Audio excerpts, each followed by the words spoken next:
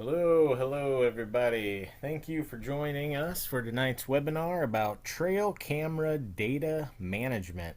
How to take this kind of mountain of data that trail cameras can provide for us and how we can use that to actually influence how we hunt. So everybody knows running trail cameras can be a ton of fun, and if that's why you want to do it, that can be enough. Go out and set trail cameras, see what you get, and have fun with it. But if you actually want to take it a step further, this webinar is kind of designed to inspire you on some ways on how to do that. So we are the Illinois Learn to Hunt program. My name is Curtis. I'll be leading the webinar tonight, and I've got my coworker Lauren with us here tonight. She's also going to be assisting and be helping for everybody that answers questions in the chat box there. Hello. Hello. All right, with that, we will go ahead and kick it off. So, like I mentioned, if you are just running trail cameras for fun, power to you. It is a lot of fun. I've done that a ton in my life. I have not kept track of any data. I've just put out cameras and run them to see what I could get because you just never know. It's kind of like when you're hunting. You never know what you're going to see when you're out there. Same thing when you run those cameras. Every single time you run them and you check the pictures, you get that same feeling of what are you going to see. Sometimes people get really cool pictures of animals doing things you wouldn't expect. Sometimes people get animals they don't expect in areas they don't expect. A lot of cool stuff with taking pictures. I mean, just in the pictures I ran, in the cameras I ran here a couple weeks ago, I think I probably had like 12 different species of wildlife on the camera. So way more than just deer uh, you can catch on these things. But that being said, we're talking about how you can use this stuff for more than just fun. So, assuming you are a deer hunter and you are primarily putting these trail cameras out to capture deer, the first thing you need is a plan that takes into account what your hunting goals are. Now, trail cameras generate a mountain of data. They're out there taking pictures all the time, and once you get 3, 4, 5 cameras out and you're running them for weeks at a time, you wind up with so many pictures you don't know what to do with them. And hey, that's great. Going through and looking at all the pictures can be a lot of fun, but if you don't have a plan beforehand, you're quickly going to get buried in this mountain of data and not really have any which way to use that in any meaningful way to impact how you hunt. So, the first thing when we're developing this plan, ask what it is that you hope to find out. And this is going to really depend on your own personal hunting goals. And there's no right or wrong answer. You might be going out and looking for only a mature buck, nothing else will do. And so you need to keep track of data that is separating out small bucks and big bucks. Now, you may not feel super comfortable, and it isn't an exact science trying to age deer on the hoof, especially from trail camera pictures that are often blurry. You can try to do that, but generally, what's easier and more meaningful data is to separate the bucks into age classes. So, even if you are looking for a mature buck, just separate your bucks into subadult bucks and adult bucks, and you can kind of use somewhere in that 1.5 year range to make that separation for yourself. And anytime you see a deer, a buck that looks like it's 1.5 or younger, put it in the subadult buck category. And anytime it looks like it's obviously above that, put it in the mature buck category. Now, some people are not worried about the antlers on the head, right? They're just looking for the best place to hunt. And so, in that case, you don't really need to keep track of the age class of the bucks you're seeing because it doesn't matter to you. So save yourself the frustration of having to enter in more data into your Excel spreadsheets. Forget about all that. If you want to put buck doe, sure, go buck doe because that's easy, but don't worry about separating them into age classes if you're not worried about that. Now, when you're trying to develop your data that's going to impact your hunts, don't just think about what you're looking for, whether that be a certain age class of deer, whether that's just a buck or doe, or any deer at all. Also, think about the conditions of when you hunt, and so that means you need to keep track of the weather that you can keep track of. So also, often this means at least the wind direction, maybe not the wind speed because that's going to be so variable it's hard to keep track of, but if you can get the primary wind direction for the periods, and sometimes this can be tricky too because obviously we know this can shift throughout the day, but if you can get some kind of baseline and record that along with your picture data, the direction the wind was coming from, and the temperature, because these things are easy to look up even if your trail camera doesn't display them right on the bottom. If it does show the temperature right there on the bottom, hey, that's awesome. You've already got it there. But even if not, those things are pretty easy to look up these days. But keeping track of those things is really going to help you once you see how we can use these spreadsheets to impact our hunts here in a couple slides. And so the example I got here is if you're just looking for the best place to hunt any deer at all, just do a very simple deer sightings per trap night spreadsheet where you can look at your different cameras and you can quickly break that down to a single number and determine these different locations. How many deer are they seeing per trap night, or in other words, per 24-hour period that camera is deployed. That can be super useful because instead of just picking, I think this spot will be better, or I think this spot will be better, well, you can look at the data and be like, well, over the last 3 weeks, I've seen 3.4 deer at spot A and only 1.9 deer at spot B. So spot A might be the choice there. But then, like I mentioned with the weather, if you add that, maybe you also notice that there's a spot C that under certain weather condition becomes really hot. And that would only become apparent if you keep track of that wind and temperature direction, or wind direction and temperature for your photos as well as what you're capturing. So if I was designing a very basic spreadsheet, here's some of the things that I might include. And this is, of course, in Excel. You could do this in other programs as well, but obviously you're going to need location, date, wind and temp is going to be harder to look up potentially, but those are going to be awesome pieces of information if you plan to use this in your hunting. And then you can either do deer presence absence or break it up by buck doe, or you could break bucks up into subadult and mature, like I mentioned before. So a lot of different ways you can break this spreadsheet up to get at the information that's important to you. Now, another important thing to consider is where are you hunting? Because a lot of times this dictates what we're looking for with these cameras, right?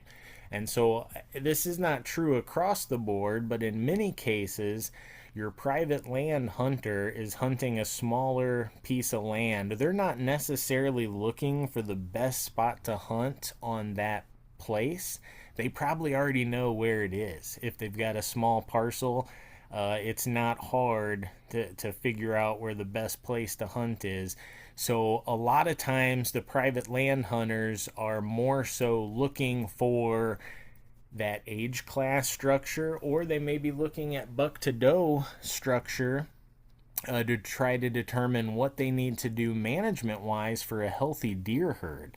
Because that's another aspect. You might be looking for a nice buck, but if you also have private land and you're concerned about management and you've got a giant browse line and you know that maybe your deer population is a little too high and your trail cameras showcase that, especially with a really high doe to buck ratio, then that may be the information you need to try to target and try to take several adult does out of that population in order to bring that buck to doe ratio back to a more level. You know, you want it to be 50-50 or even a little higher bucks to does, ideally for a healthy population and really fun hunting. That's kind of what you want.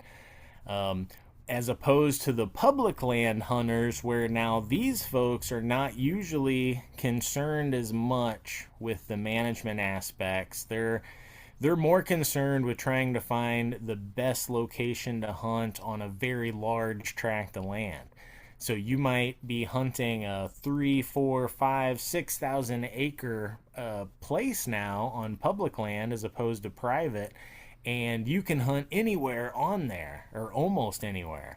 So you might be using your trail cameras to try to determine which areas see more deer activity. Maybe you're looking for more buck activity, or maybe you're still looking for the mature bucks, but you have no idea where they're going to be.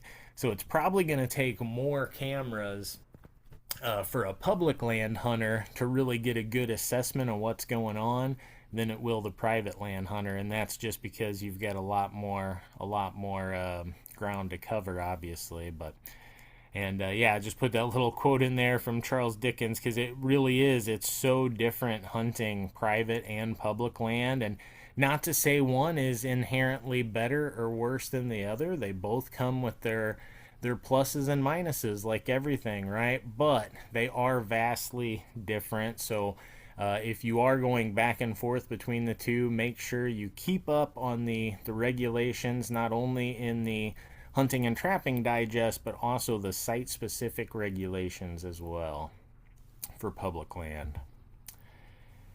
Now, this is the very simplified deer hunting equation, and this, you know, we like to bring up because it's you don't want to overcomplicate it, right? You know, a lot of times I think people overcomplicate deer and raise them up to where they're this mystical beast that can smell and hear and see like you wouldn't believe, and there's just no way to ever get close to them. And they certainly have some amazing adaptations to get away from predators, no doubt. But all in all, deer hunting is not that hard, okay? So deer are basically going from bedding areas to feeding areas back to bedding areas. Deer are ruminants like cows, so they are browsing all the time, taking in all this food, and then they need periods of bedding down where they can sit and kind of regurgitate this food and chew it up again.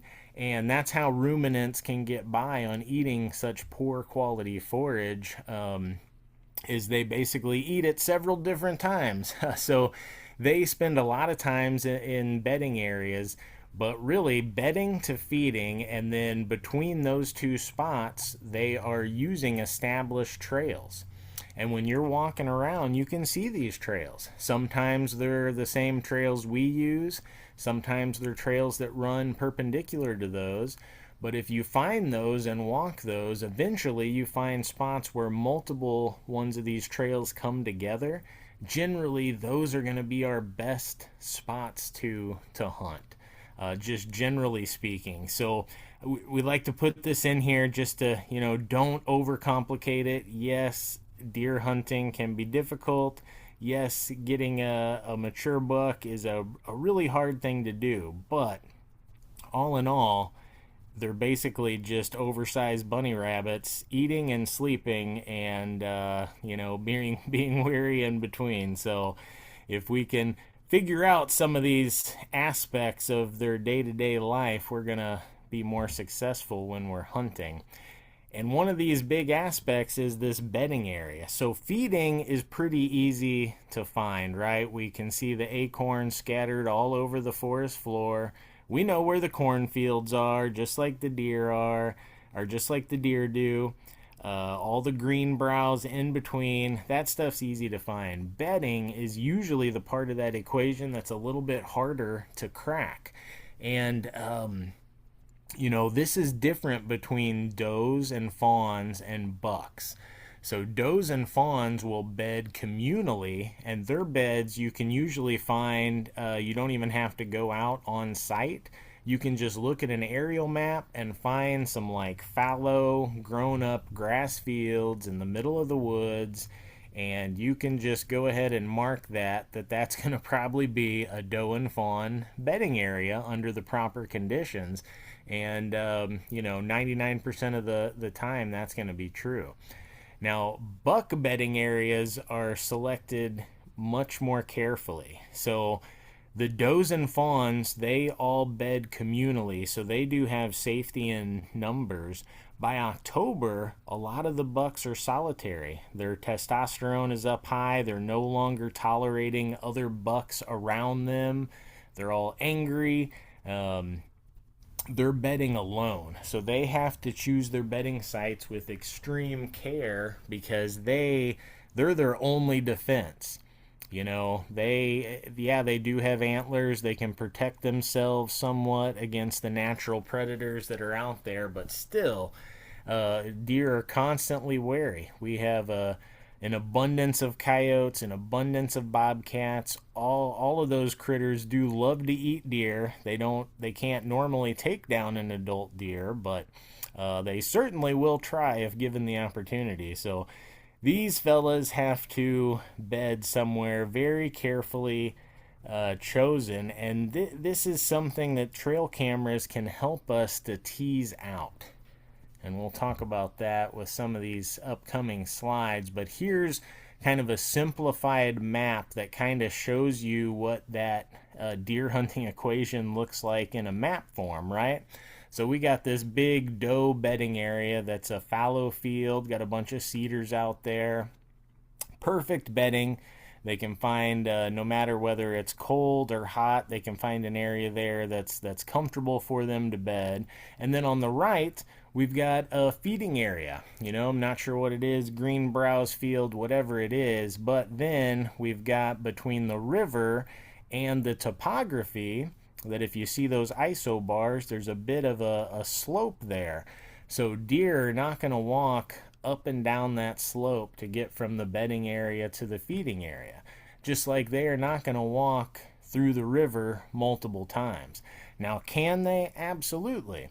But deer do not live the life of luxury that we and our pets live, where we can just do whatever we want all willy-nilly.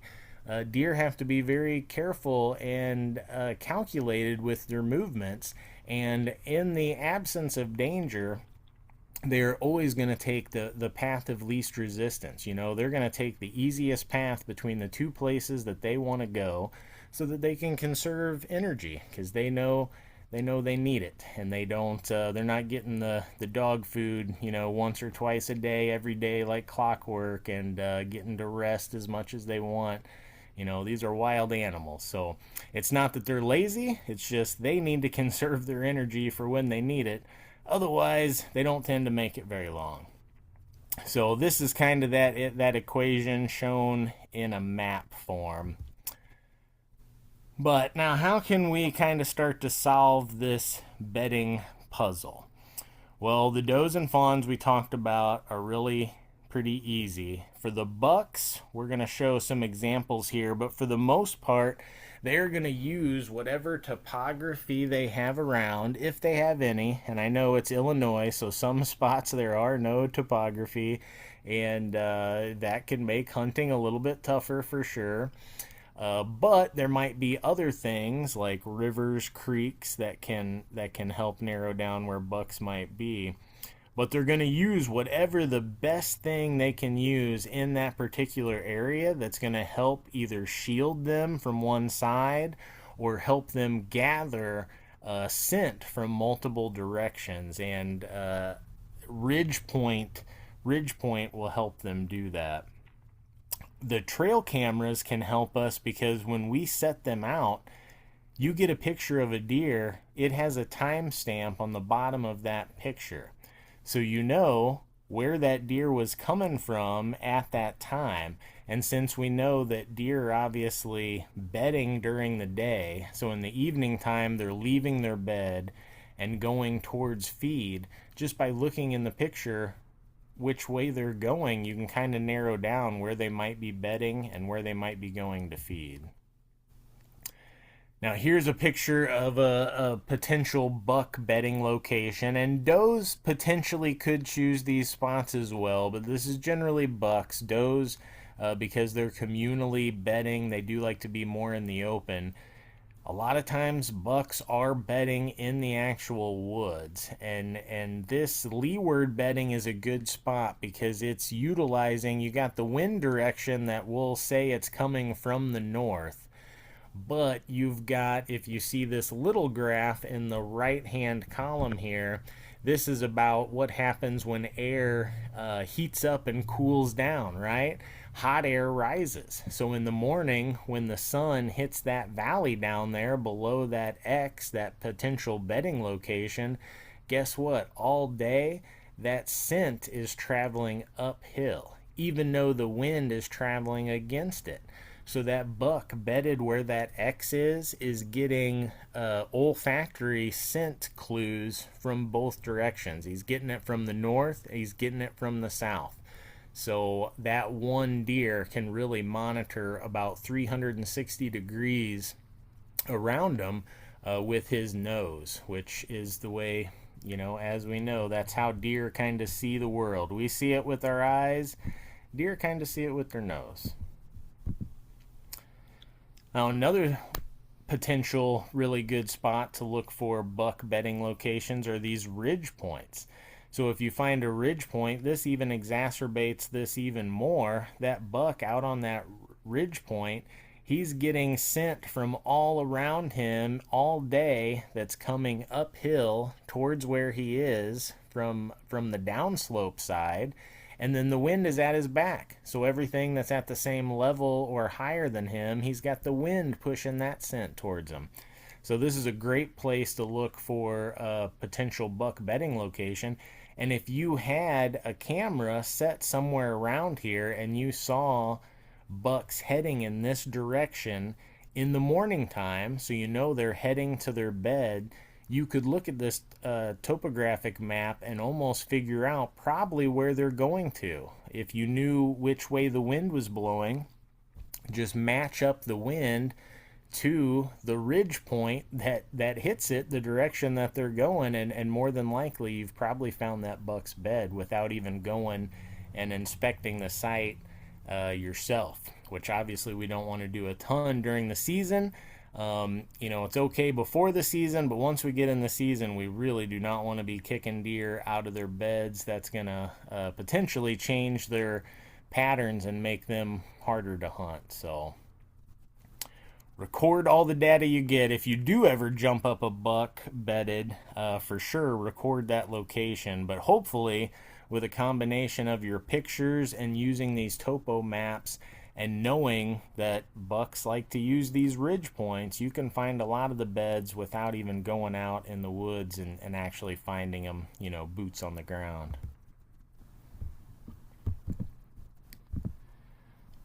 All right, another is oxbow. We talked about, it's Illinois. Some places you might you don't have any bars on your topo map because your whole area is flat.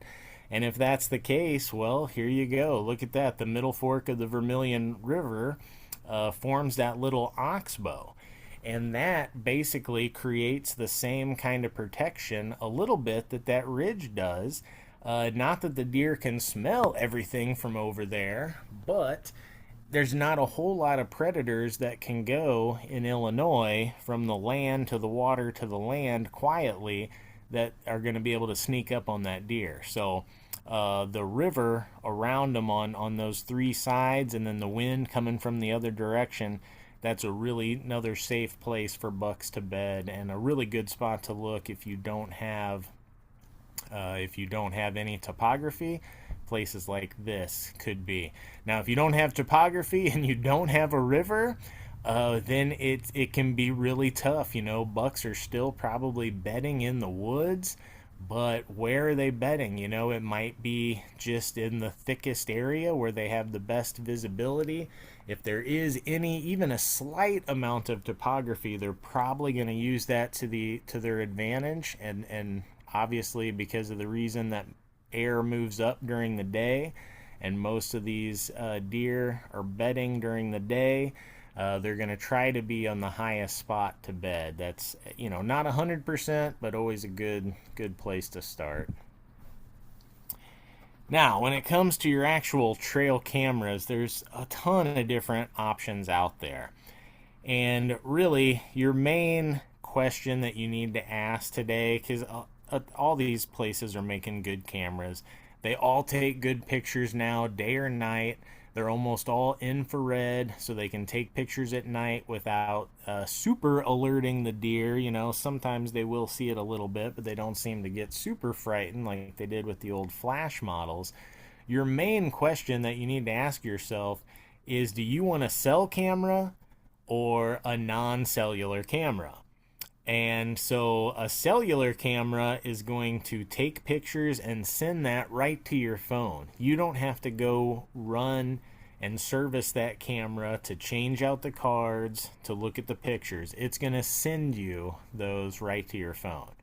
The problem is you have to set those in an area with service, or it's not going to work. And then you do have to buy a data plan that's specific to that camera. So I have not used this type of camera a lot myself. I certainly see how it would be really awesome for a lot of folks because, hey, let's face it, gas is expensive, and if you've got to drive back and forth to run your cameras all the time, it's probably going to cost more than that data plan. Also, another nice additional benefit, I guess I'd say, about the cellular cameras is they tend to get stolen way less because people know that that picture is going to be sent to somebody's phone. And so if they steal it and a picture of them gets taken, it's probably going to get posted on social media all over the place, and they'll be known as a thief, which obviously nobody wants. So that's kind of a good additional benefit, I guess I'd say. But I've had good luck even with my traditional cameras. Knock on wood, even on public land. You know, a lot of people out there have certainly had cameras stolen. So never expect when you put a camera out on public land that it's going to be there when you come back, is what I always say. Like, don't buy really expensive cameras. And certainly utilize methods to try to keep those things from getting stolen. You know, I like to try to not put them in super obvious places, and if I am in a spot that gets a decent amount of traffic, I'll a lot of times carry ladder sticks with me and go ahead and put the cameras up the tree one ladder stick high so that most people will never even see it. Even if they do see it, they can't reach it unless they have ladder sticks with them themselves or something to climb up there. So to me, putting them one ladder stick high is a better tactic than using the locks that you can use. That's another tactic that you can do. That could definitely help. And if you wanted to double up, then lock them to the tree and put them one ladder high, and then you've got the double whammy. Just when I do put them one stick high, keep in mind you've got to be a little further away from the trail, and you need to have a clear path so the camera can get pictures of deer without having a bunch of brush in the way. So you do need a certain spot to do that.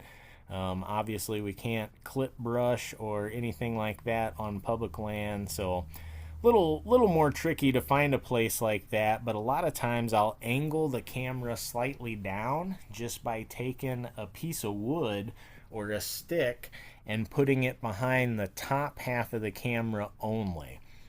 So most of these cameras will have like two places where they'll contact the tree in the back. And so if you just put a stick in behind the top one and not the bottom one, then the whole camera is kind of angled down off the tree, and try to line that right up with the trail you're trying to get a picture of, and you can still get awesome pictures even higher up in the tree than real low like most people put them. But remember, no matter what kinds of camera you're using, you need to have your data management plan in place before you start, because as soon as you start running these cameras, data is going to pile up quick and fast, and you are going to need a way to manage that if you want to use that to inform your hunting. We do have a question, Curtis. Sure. How high can you set a camera before the angle gets to be too steep? Well, I've never set them higher than one ladder high, one ladder stick high, which is basically just out of reach. So, they're probably only like 8, 9 foot up in the tree. They're just kind of out of reach where you can't really reach them. And that seems to work perfect. People Um, are really bad about looking up in general, like humans. yeah, and even if they do see them, it's going to be so hard for them to get it Get if they to don't it. have anything to stand on. And yeah, I just haven't had a problem because old school cameras used to work with a laser, right? And animals would have to like trip that laser and then they would take pictures. But now most of these cameras work by basically their screen is constantly monitoring what's going on, and it's infrared. It's got heat signatures, and they're looking at changes from, I don't know what to call it, like basically section to section across that screen. So the whole screen of the trail camera is broken up into like 100 different sections, and they look for changes that move from one to one. Uh, and that's what triggers the camera that it's an animal and not just the brush blowing back and forth. If that makes sense. So they will work, I think, even higher up on a tree than that. Just obviously, especially this time of year, we still got leaves on the tree. If you go much higher than 9, 10 feet, you start to get into that middle layer of brush where it can be really hard to maybe get a clear picture at deer. But I guess I wouldn't be opposed to trying it all the way up to 20 foot up the tree and see what happens. I think it would work fine. Your biggest issue is going to be on the nighttime pictures, because you do need that infrared to kind of shine on the deer a little bit. And so most of the infrared cameras, if you're buying cheaper cameras, the range is only about 50 feet or so. So I guess keep that in mind, because once you get about 20 yards up the tree, well, guess what? You're almost out of range for your infrared already. So that could be an issue. But yeah, in that 8 to 10 foot range, just out of people's normal reaching height, seems to work real well. But here's kind of a real life example out of some, and obviously the site names they only mean something to me. I'll name all my sites something that means something to me, but that it's not anything necessarily that you can look up. So obviously you can do the same with that. And then if I'm looking at just hunting area, this is one way I might break it down: is my observations in the AM, observations in the PM, observations midday and night. So this is a cool way to kind of figure out what spots might be the most productive spots to hunt in the morning, what spots might be the most productive spots to hunt in the evening, and even midday. Sometimes you can locate some really prime midday spots that are not far away from buck bedding areas that can be really good sits. And don't look past the midday sits, especially during that peak pre-rut period. A lot of mature buck activity happens in the midday for a lot of reasons. One, hunter traffic is usually really low, and the bigger bucks know it. But two, they're doing that because they're scent checking does, and they want to wait until they know all the does are bedded, and so they will move late in the midday to move on the downwind side of bedded does just to scent check them and see if anybody's coming into heat. So, coming into estrus. So, definitely a good way if you are not worried about antler size and you're just worried about where deer are at what time. That might be a really good spreadsheet for you to keep track of. The one on the bottom there is more of if you are worried about you're looking for an adult buck, now you need to break it down. And some of them are going to be unknown because you are going to take pictures that's just going to be a deer back end and you don't 100% know. Or maybe it's just a blurry picture, or maybe it's a super close up nose. You never know. Some of them are always going to be unknown. Maybe it's Bigfoot. You just never know. But you got to have a way to break those down. And then again, I just broke them down by subadult buck and adult buck because I didn't want to try to tease out age class because I wasn't too worried about that, to be honest. But you certainly could try to break them up into 1.5, 2.5, 3.5, 4.5 if you really want to. There are some people that can do that with some decent accuracy by looking at pictures, but you'll never get 100% looking at pictures, but you can do okay. Good enough to inform your hunts, that's for sure. Now, here's some examples daytime buck activity. Our coworker Dan is it's almost like his favorite time to hunt is that middle part of the day in the pre-rut, and I mean I'm starting to agree with him more and more all the time. He finds these secluded spots, and a lot of times he's using cameras to help find these because these are spots where deer feel comfortable. We don't necessarily want to push up and run up in all these spots, scouting all the time, especially once we get into the hunting season. If we can sneak in there once and throw in a camera on the edge and then come back once and check it might be a lot less intrusive than if we were trying to hike all through there and actually physically find deer beds or indentation in the leaves. We could really disturb that area. So using cameras to check these and find these little pockets of sort of thick cover where these bucks are, even on public land, they feel comfortable moving around a bit during the day. These can be super productive spots to hunt. And our coworker Dan, like I mentioned, he shot at least a couple of his nicest bucks around noon on public land in Illinois, using this type of tactic. Here's a picture of one here. Anytime you see a buck, public land, moving around during the day, you see this, he's coming out of heavy cover, this is close to that buck's bed. You know it is. Now, because I plug these things into Excel, guess what? If we really want to get fancy, we can turn this data into pretty little pie charts that can help inform our hunts at a quick glance. And this is the same kind of thing with the AM, PM, midday, and night observations. And by turning that same data and just using Excel to turn it into these pie charts, hey, even a caveman like me can look at these real quick and be like, oh, Bobcat Rock, good for AM, not so good PM. I like colors. I like pretty colors and things that speak to me very clearly. So these things are good for me. In some places you might have just a ton of deer pictures, but then you look at it and wow, okay, well, maybe almost all of them are at nighttime, so that may not be a great spot to hunt, even though you're getting more deer per trap night than your other cameras.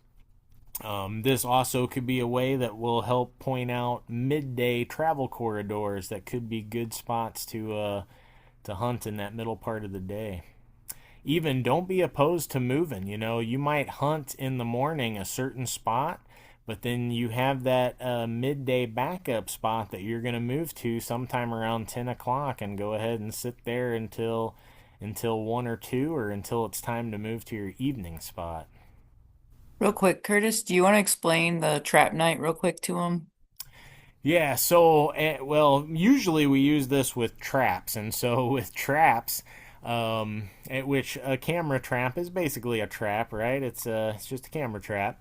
So it's one trap that's operational for one, and we say night, but let's call it one 24-hour period in this case. So one full 24-hour period, one trap operational.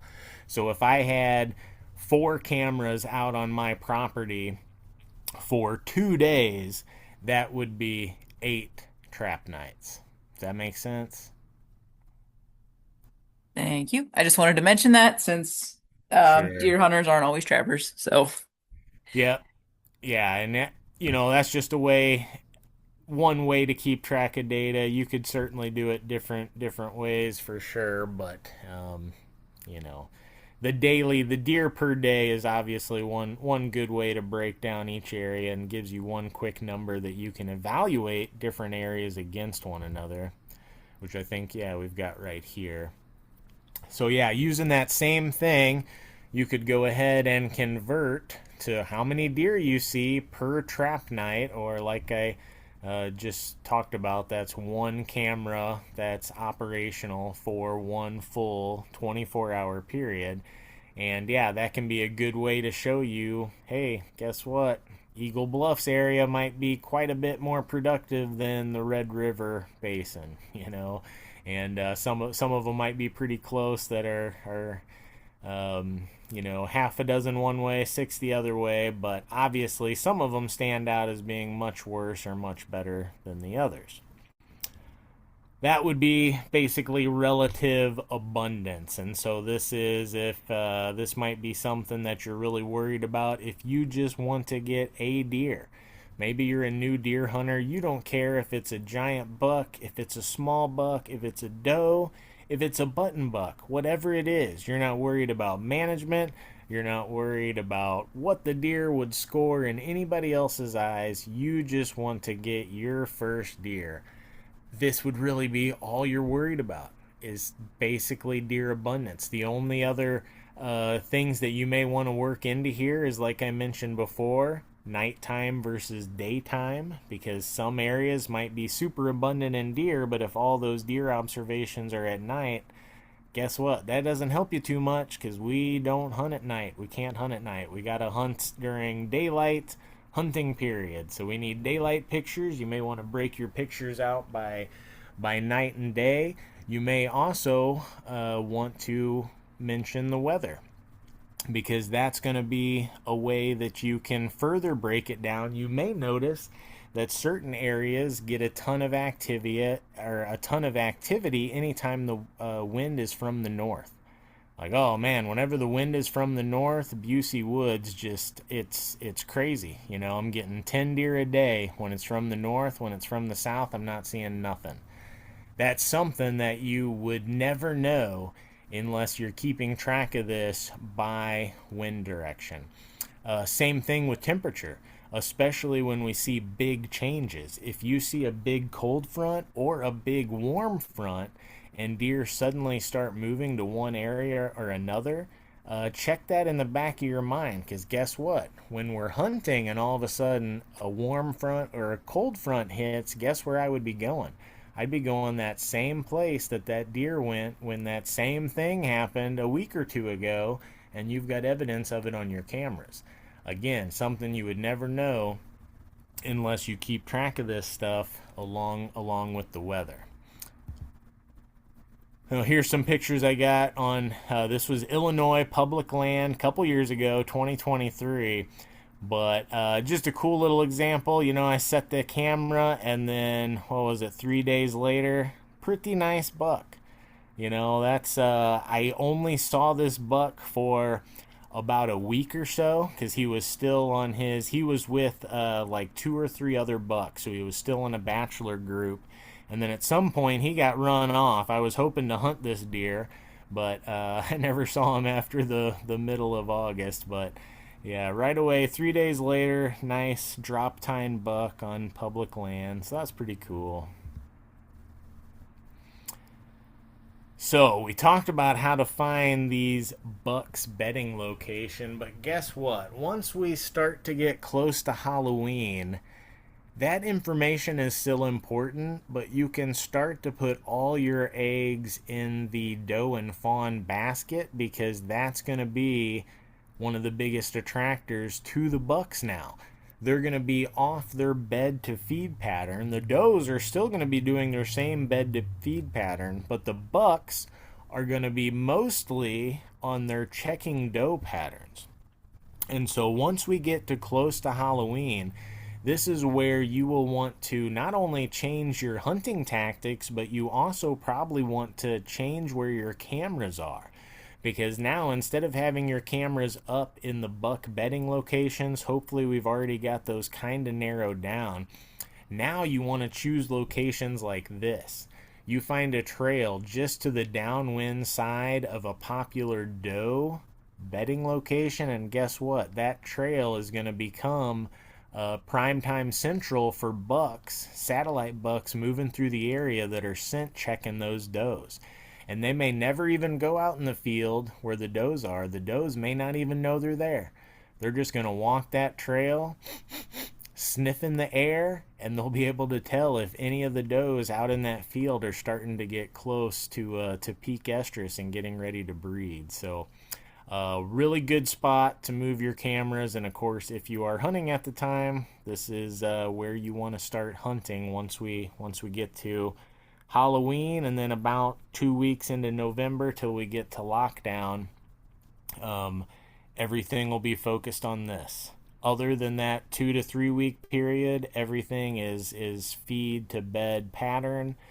Bucks to does different, but for this 2 to 3 weeks between Halloween and mid-November, just worry about being downwind of does and in a location where you're also not having your scent blow to the buck, and hey, you're going to have yourself a good chance at one, whether it's with a camera or if you're sitting there with a bow in your hand. Now, if you have no idea where to go, don't fret, because the nice thing about archery hunting in Illinois is the tags are way more open than our firearms tags. So if you're familiar with Illinois firearms tags for public land, you generally have to draw those tags months in advance to be able to hunt that public land.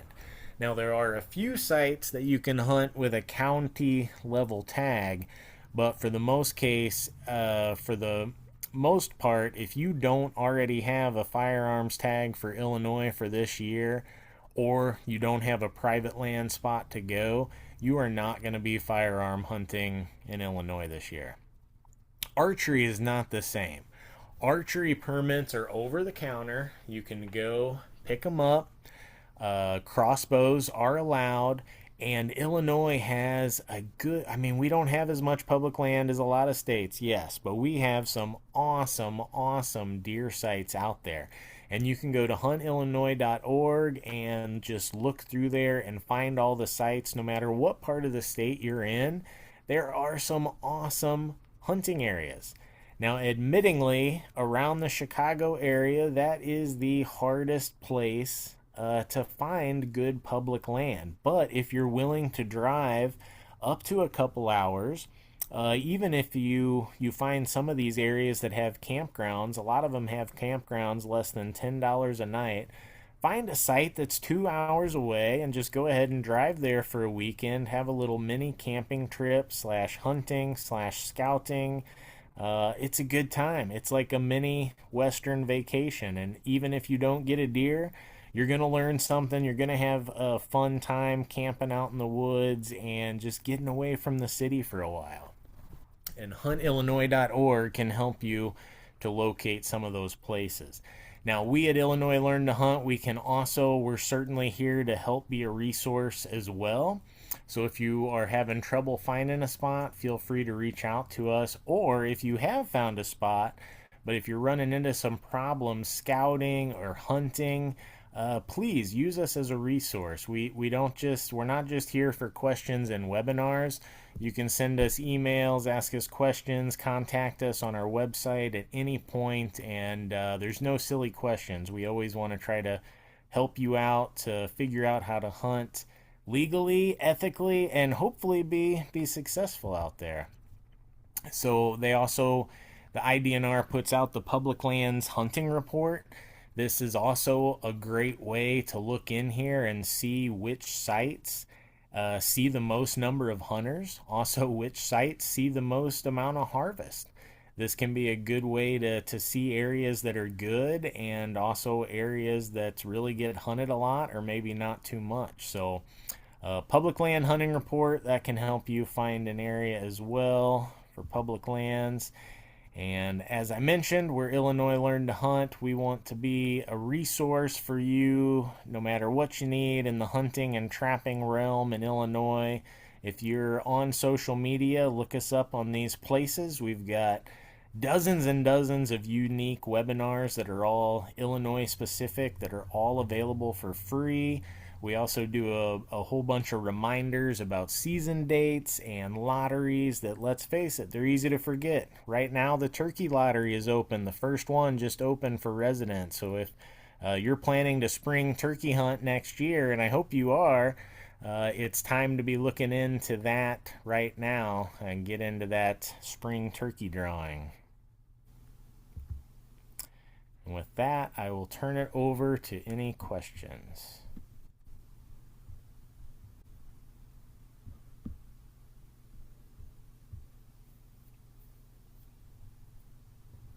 We also want any pictures too if you're successful. We like to see that as well.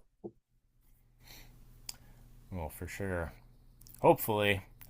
It's still pretty hot, but we're getting there. We got a little cold front that moved through today, so it's definitely starting to feel more like hunting season. But Saturday, I was out running some cameras, and it was like 85 degrees, and ay.